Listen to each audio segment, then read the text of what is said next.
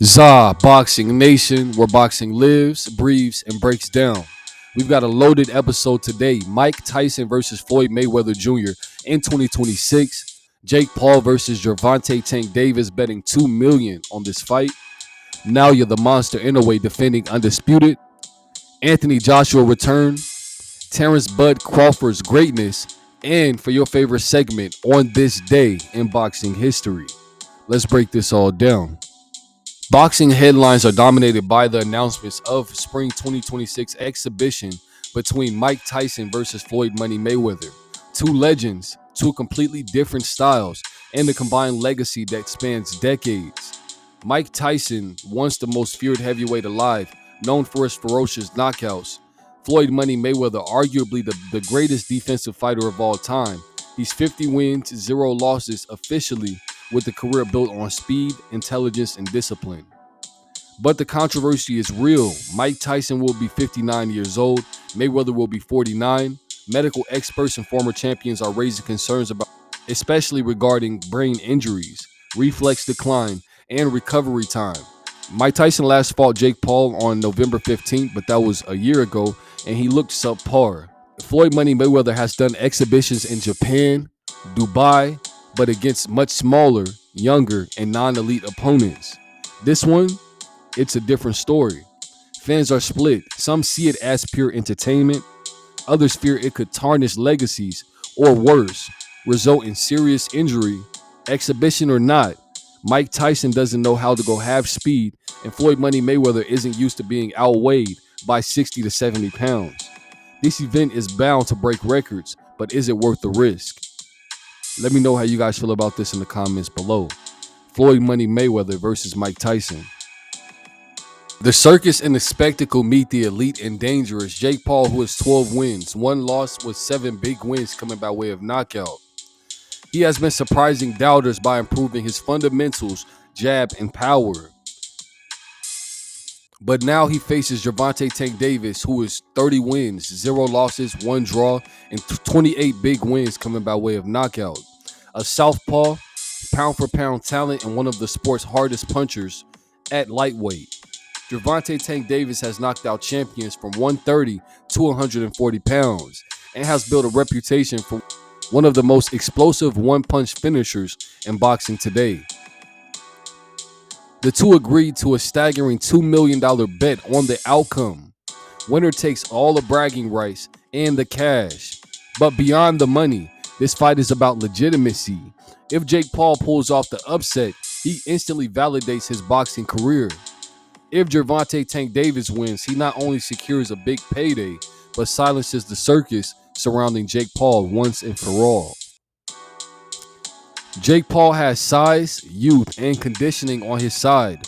Gervonta Tank Davis has speed, timing, and ring IQ, and a world-level pedigree.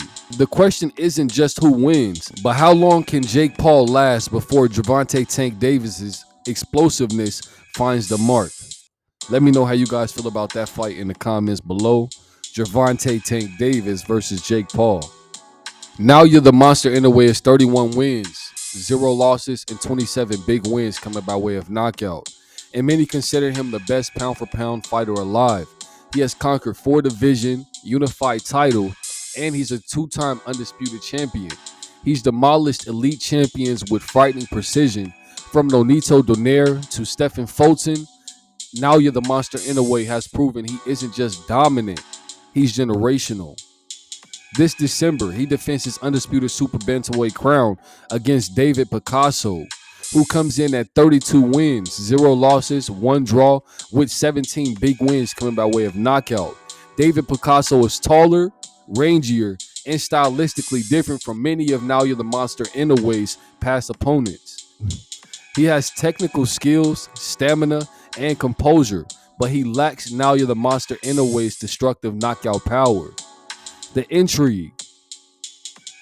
Can David Picasso keep Naoya the Monster Inoue at bay, use his jab, and extend the fight into deep waters?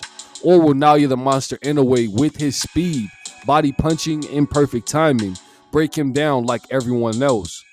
A win for Naoya the Monster Inoue further cements his legend. While a David Picasso's upset would be one of the biggest shocks in recent boxing memory, we just have to see this fight. Let me know how you guys feel about this in the comments below. Naoya, the Monster Inoue versus David Picasso in December. Anthony Joshua, the former unified heavyweight champion, is set to return in January. His last fight, he lost to Daniel Dubois and still put on a spectacular performance.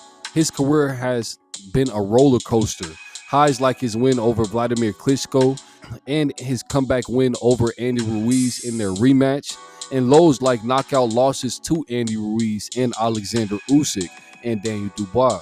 Anthony Joshua is going to need to rebuild his momentum.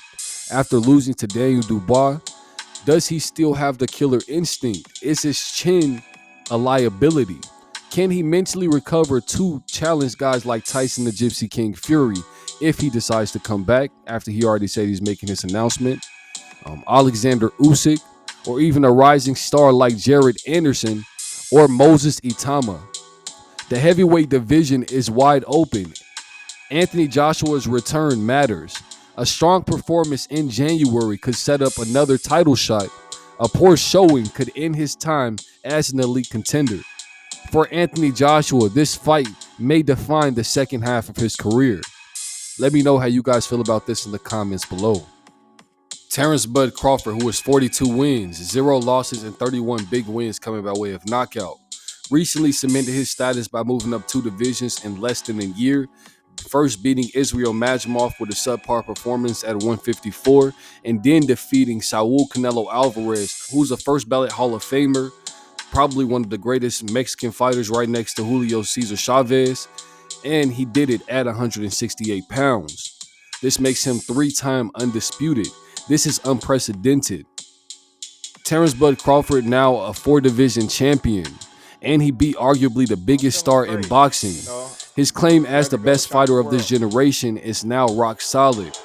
But where does he go from here? Terence Bud Crawford is 38 years old. Fans want to fight with Jerron Boots Ennis, but he already said he's not going down to 154 pounds. If Jerron Boots Ennis is maybe looking to move up to 160, I think that fight could be made. Others say that he should retire on top, but either way, his win over Saul Canelo Alvarez is one for the history books. A fight that elevates him into conversations with the all-time greats. Let me know how you guys feel about that in the comments below. Terence Bud Crawford, 3-time undisputed 4-division world champion. Tremendous job, champ. Now for the upcoming fights that you need to be prepared for. We have Chris Eubank Jr. versus Conor Benn, November 15th at Tottenham Hotspur Stadium. We have Moses Itama versus Richard Torres Jr. That date is still be determined. David Benavidez versus Anthony Yarde at light heavyweight. Then we have Virgil Ortiz Jr. versus Erickson Lubin at 154 pounds. The rest of 2025 is stacked, and 2026 is already shaping to be even bigger. With first, we have Shakur Stevenson versus Teofimo Lopez at the beginning of the year. And now for your favorite segment on this day in boxing history. 1994, Oliver McCall shocked the world, knocking out Lennox Lewis to win the WBC heavyweight title. In 1935, Joe Louis defeated Max Baer in 4 rounds, launching one of the most dominant reigns in history. 1953, Rocky Marciano retained his heavyweight crown with the TKO win over Roland Rostarza in a fight named the Ring Magazine's Fight of the Year. These moments remind us why boxing's past is just as thrilling as its present. But that wraps up my breakdown for today. This is ZABoxingNation, where champions get analyzed and legends are made. And if you're new here, keep your hands up, and I'll catch you in the next one.